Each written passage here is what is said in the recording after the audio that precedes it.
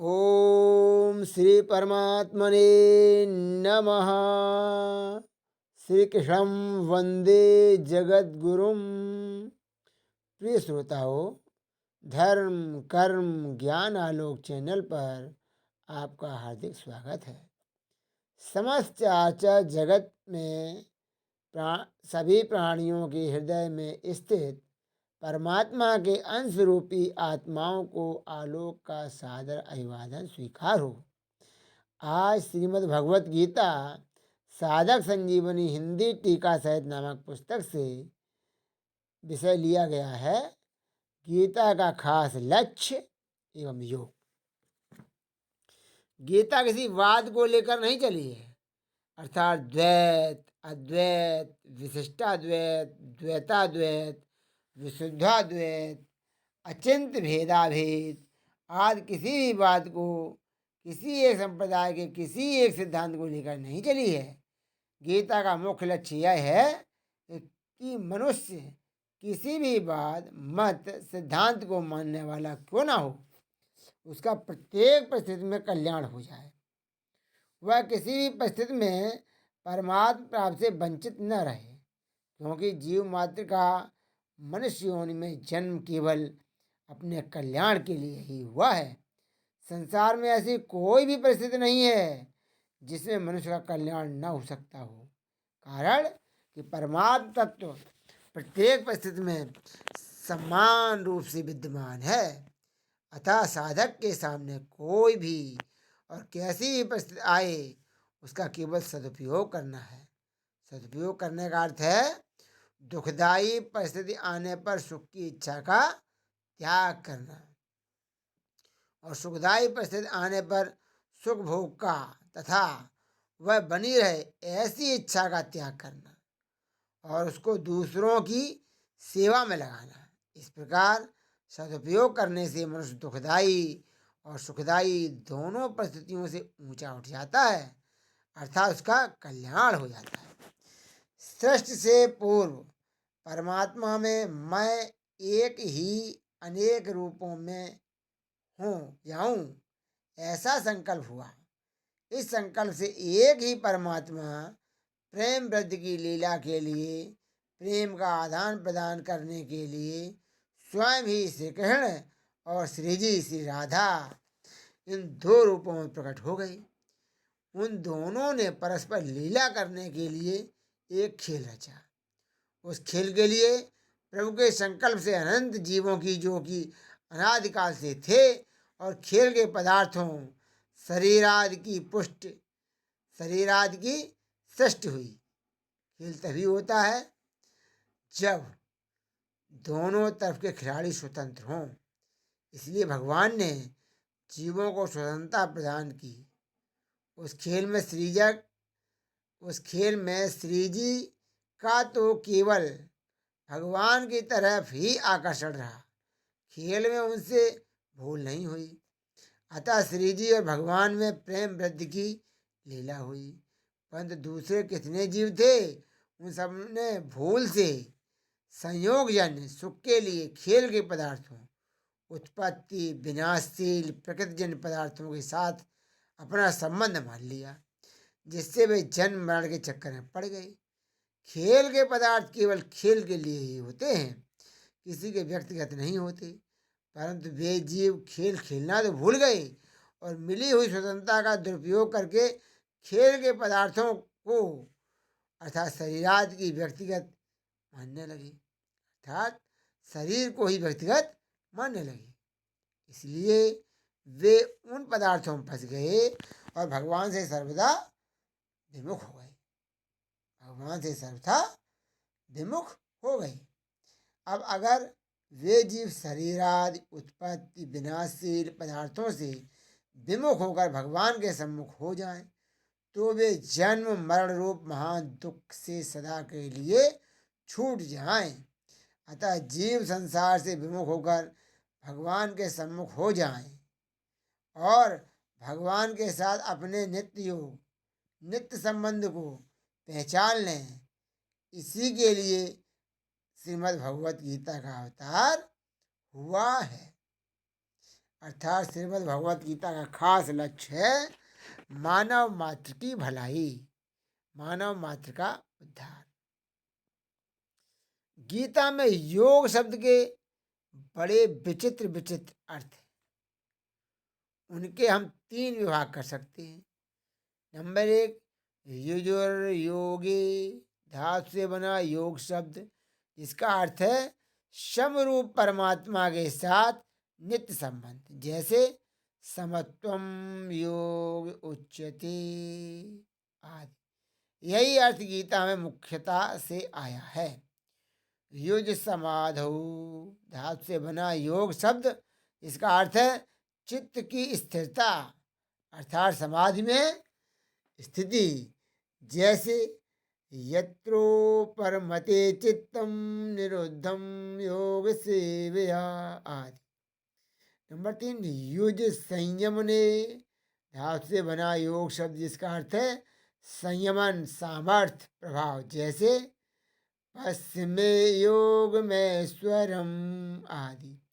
गीता में जहाँ कहीं योग शब्द आया है उसमें उपर्युक्त तीनों में से एक अर्थ की मुख्यता और शेष 2 अर्थों की गौणता है, जैसे युजुर योगी वाले योग शब्द में समता संबंध की मुख्यता है, पर समता आने पर स्थिरता और सामर्थ्य भी स्वतः आ जाती है।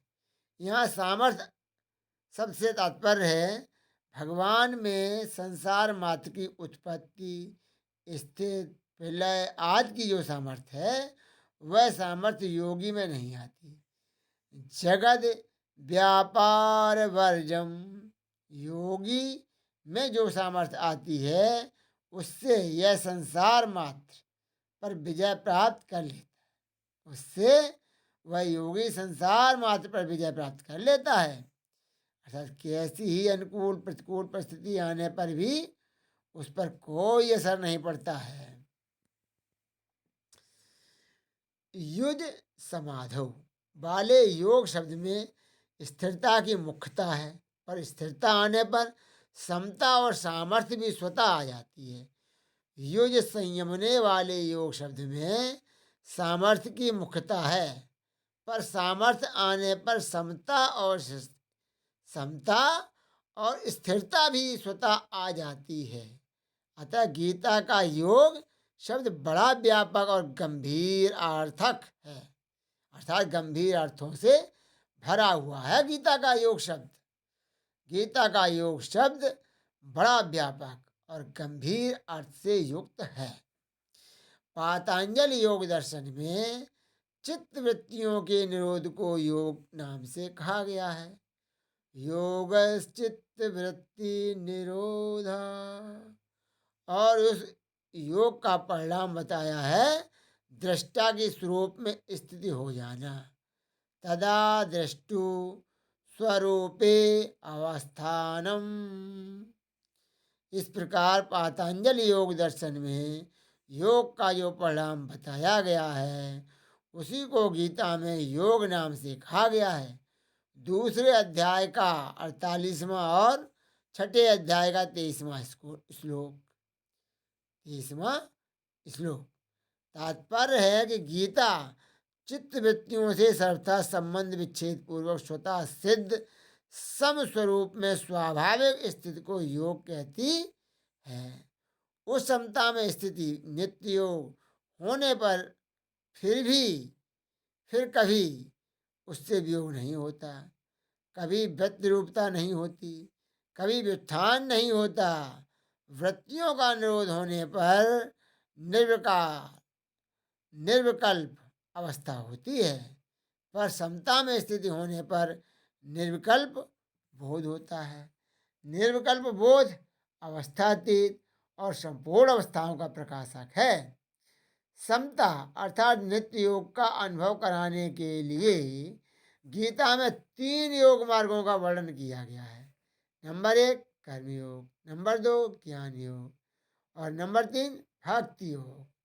स्थूल, सूक्ष्म और कारण, इन तीनों शरीरों का संसार के साथ अभिन्न संबंध है। अतः इन तीनों को दूसरे की सेवा में लगा दें, यह कर्मयोग हुआ।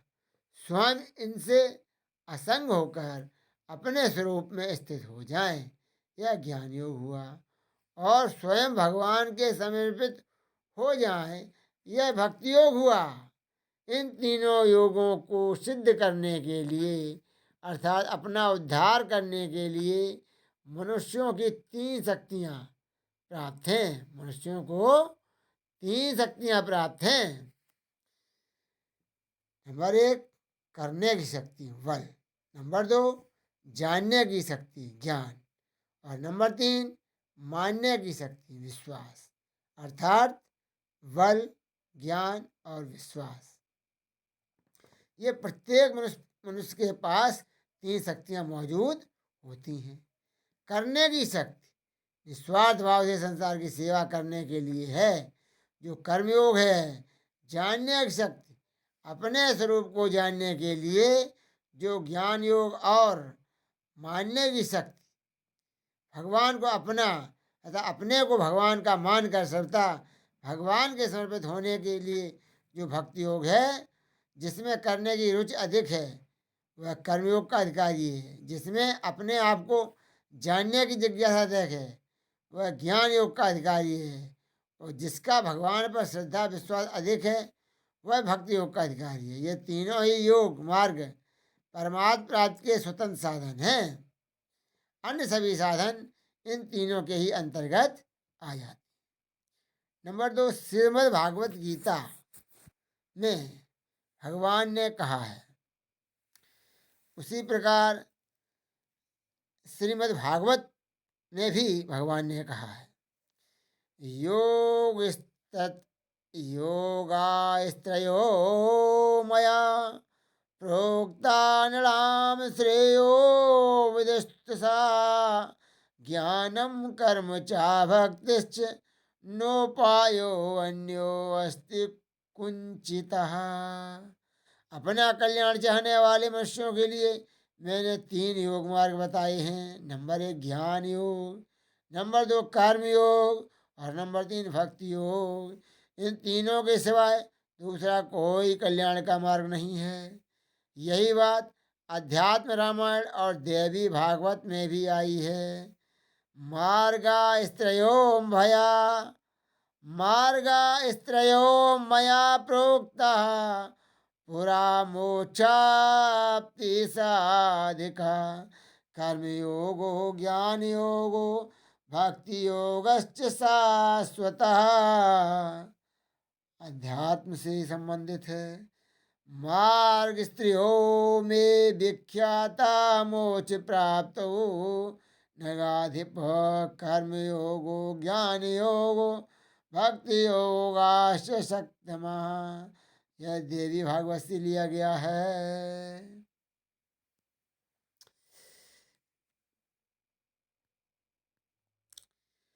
सभी साधनों का खास काम है जड़ता से संबंध विच्छेद करना। अतः जड़ता से संबंध विच्छेद करने की प्रणालियों साधनों में तो फर्क रहता है, पर जड़ता से संबंध विच्छेद होने पर सभी साधन एक हो जाते हैं। अर्थात अंत में सभी साधनों से एक ही समरूप परमात्म तत्व की प्राप्ति होती है। इस समरूप परमात्म तत्व की प्राप्ति को ही गीता ने योग नाम से कहा है। इसी को नित्य योग कहते हैं। गीता में केवल कर्म योग का, केवल ज्ञान योग का अथवा केवल भक्ति योग का ही वर्णन हुआ है, ऐसा बात नहीं है। बल्कि इसमें उपर्युक्त तीनों योगों के अलावा यज्ञ, दान, तप, ध्यान योग, प्राणायाम, हठ योग, लय योग आदि साधनों का ही वर्णन किया गया है। इसका खास कारण यही है कि गीता में अर्जुन के प्रश्न युद्ध के विषय में नहीं है, प्रत्युत कल्याण के विषय में है। और भगवान के द्वारा गीता कहने का उद्देश्य भी युद्ध कराने का बिल्कुल नहीं है। अर्जुन अपना निश्चित कल्याण चाहते थे। दूसरे अध्याय का 7वां, तीसरे अध्याय का 2रा और 5वें अध्याय का पहला श्लोक देखिए। इसीलिए शास्त्रों में जितने कल्याणकारक साधन कहे गए हैं उन संपूर्ण साधनों का गीता में संक्षेप से विशद वर्णन मिलता है। उन साधनों को लेकर ही साधक जगत में गीता का विशेष आदर है। साधक जगत में गीता का विशेष आदर है। कारण कि साधक चाहे किसी मत का हो, किसी संप्रदाय का हो, किसी सिद्धांत को मानने वाला हो, पर अपना कल्याण तो सबको अभीष्ट है। मित्रों, उपरोक्त वर्णन से स्पष्ट है कि गीता में मनुष्यों की जीवन शैली को सुंदर बनाने का ढंग बताया गया है। गीता का मुख्य उद्देश्य है योग के माध्यम से मानव मात्र के जीवन स्तर को ऊंचा उठाकर समस्त संसार का हित साधना है। मित्रों, जय श्री कृष्ण। आज के लिए बस इतना ही कहना है। मिलते हैं अगले वीडियो में। तब तक के लिए आज्ञा दीजिए। साथ ही चैनल को सब्सक्राइब करके बेल आइकन को अवश्य दबाएं ताकि अगला वीडियो आप तक शीघ्रता से पहुंच सके। इसके साथ ही वीडियो को लाइक, कमेंट एवं शेयर भी करें। धन्यवाद। राधे राधे।